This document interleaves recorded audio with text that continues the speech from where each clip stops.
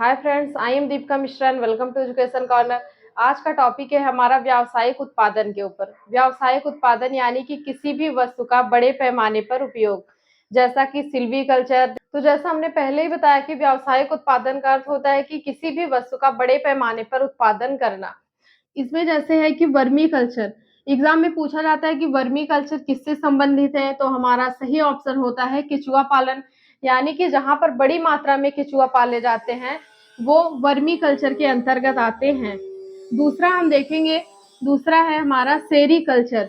सेरी culture के अंतर्गत बार बार पूछा जाता है कि सेरी कल्चर के अंतर्गत क्या होता है या फिर सेरी कल्चर किससे संबंधित है, तो सेरी कल्चर रेशम उत्पादन से संबंधित है।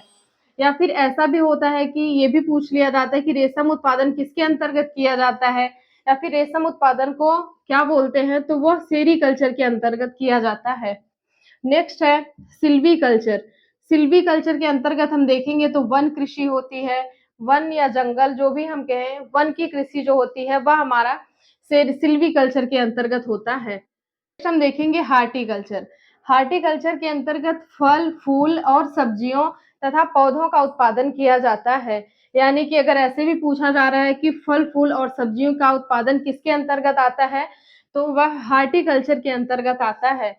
कभी-कभी ऑप्शन में हार्टिकल्चर न देके ऐसा पूछा जाता है कि फूलों का उत्पादन किसके अंतर्गत आता है, तो वहाँ पे जहाँ पे हार्टिकल्चर नहीं होगा वहाँ पे फ्लोरिकल्चर दिया जाता है।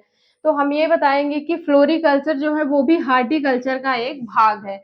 यानी फ्लोरिकल्चर के अंतर्गत भी फूलों का उत्पादन किया जाता है। नेक्स्ट है हमारा पिसीकल्चर। पिसीकल्चर के अंतर्गत मत्स्य उत्पादन होता है या फिर एग्जाम में पूछा जाएगा कि पिसीकल्चर किससे संबंधित है, तो पिसीकल्चर मत्स्य उत्पादन से संबंधित है। मत्स्य उत्पादन का अर्थ होता है मछली पालन। यहाँ यानी कि जहाँ पर व्यवसाय के लिए बहुत सारी मछलियों पाली जाती हैं या फिर बहुत सारी मछलियों का उत्पादन किया जाता है, वह पिसीकल्चर के अंतर्गत आता है। नेक्स्ट है विटीकल्चर। विटीकल्चर के अंतर्गत अंगूर उत्पादन होता है। यानी जहाँ पर बहुत सारे अंगूर उगाए जाते हैं, वो विटीकल्चर के अंतर्गत आते हैं। नेक्स्ट है हमारा एपीकल्चर।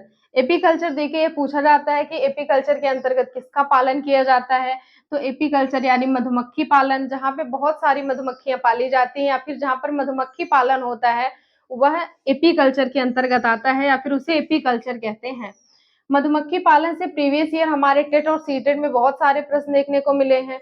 जैसे कि पूछा जाता है कि मधुमक्खी पालन में भारत का कौन सा राज्य अग्रणी है, यानी भारत में सबसे ज्यादा मधुमक्खी पालन कहाँ होता है, तो वह है बिहार।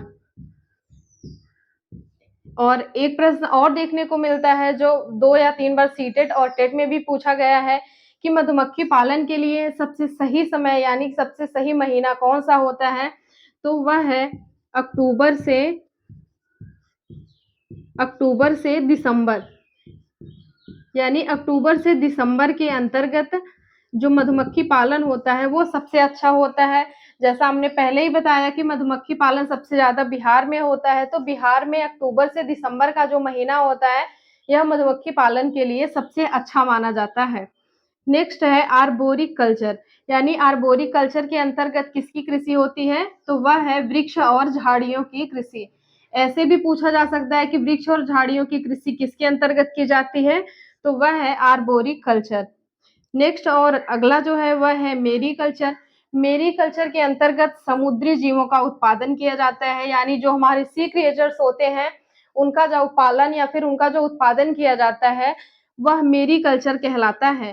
तो जो हमारा नेक्स्ट और लास्ट है ओलेरी कल्चर। ओलेरी कल्चर के अंतर्गत सब्जियों की कृषि की जाती है या फिर ऐसा भी पूछा जाता है कि सब्जियों की कृषि किसके अंतर्गत आती है, तो वह होता है ओलेरी कल्चर।